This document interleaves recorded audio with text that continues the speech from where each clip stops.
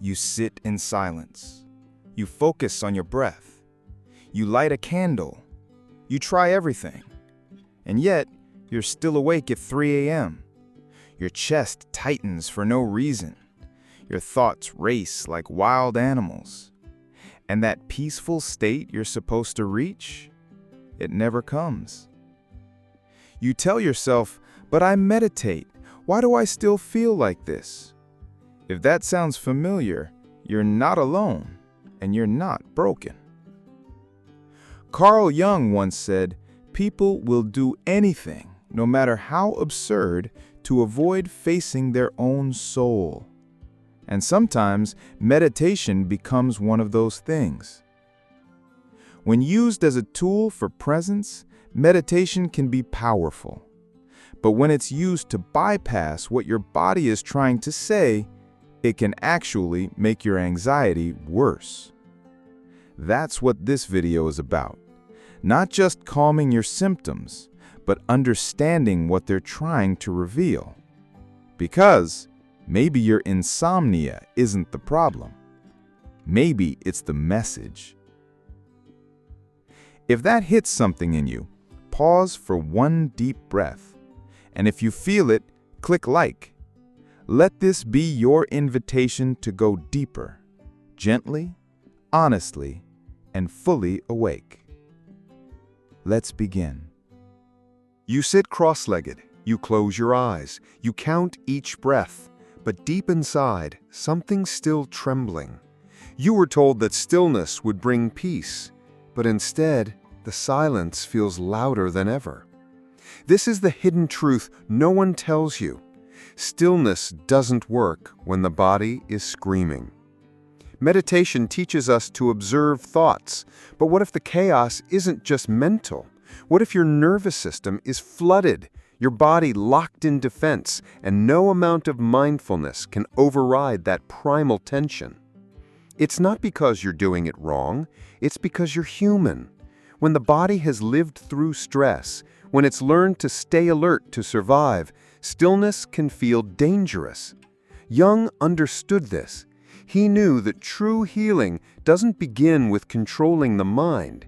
It begins with listening to the body.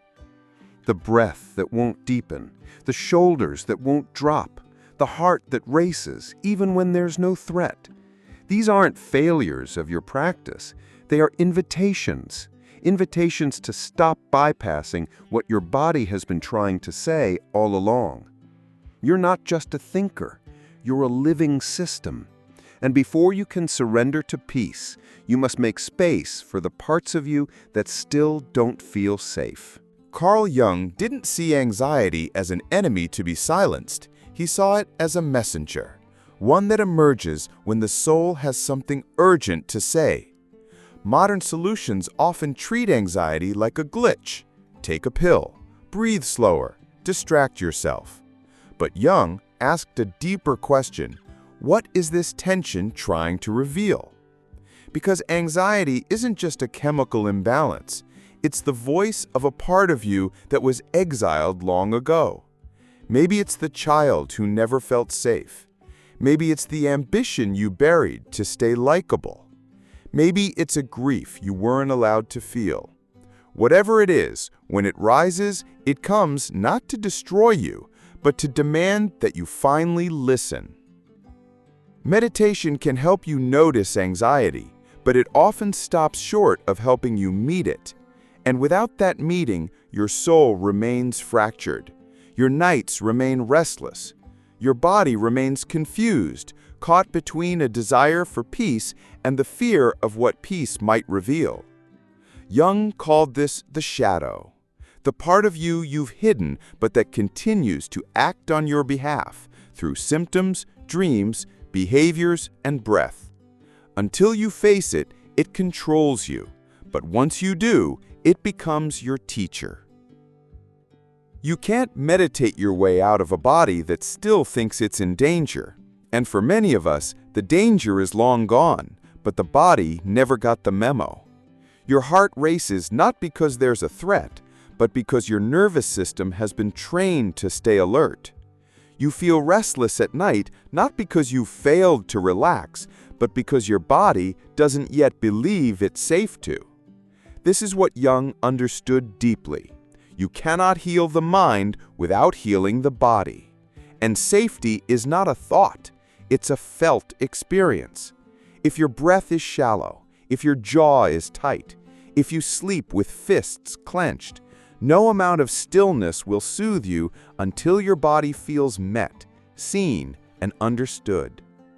This is why talking about your anxiety doesn't always help, because the part of you that's afraid isn't verbal, it's biological, it's ancestral, it's woven into your muscle memory.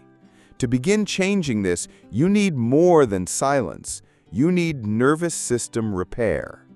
That starts with small signals of safety, a hand over your heart, a deep breath paired with a kind inner voice, a pause that says, "You're okay now." Until then, meditation may feel like failure. Not because you're weak, but because your body is still trying to protect you. And before you can rest, your body needs permission to soften. If your body is the one holding the fear, then healing has to start there, not by forcing calm, not by repeating affirmations you don't believe, but by creating a space where even your discomfort feels welcome. Jung called this holding the tension of the opposites, to be present not only with your desire for peace, but also with the chaos that keeps interrupting it. This is where embodied shadow work begins. It's not about analyzing every thought. It's about letting the body speak in its own language, through movement, breath, stillness, and sensation. So what can you do instead of just sitting in silence? Lay down with a hand over your belly and ask, what emotion lives here? Let the breath move naturally and simply notice how it feels to allow, not fix. Journal what the anxiety might be protecting, not to get rid of it, but to build a relationship with it. Move your body, slow, intentional, with awareness, not to escape, but to give your nervous system another path. You are not healing wrong. You are simply being asked to go deeper, to integrate, not bypass. To remember that your body is not the enemy. It's the archive of everything you've survived. And when it knows you're listening, that you're no longer trying to silence it, the breath begins to deepen, naturally. The sleep returns. The anxiety softens, not because you forced it, but because you finally made space for it to exhale. Maybe your breath has been trying to guide you all along, not to silence what hurts, but to make space for it, to hold it, to listen. Jung never promised peace without pain. He believed the path to wholeness passed through shadow, through body, through truth. So if meditation hasn't worked for you, it's not because you're broken. It's because you've reached the threshold where silence must meet embodiment. Now I want to ask you, have you ever used meditation to avoid feeling something deeper?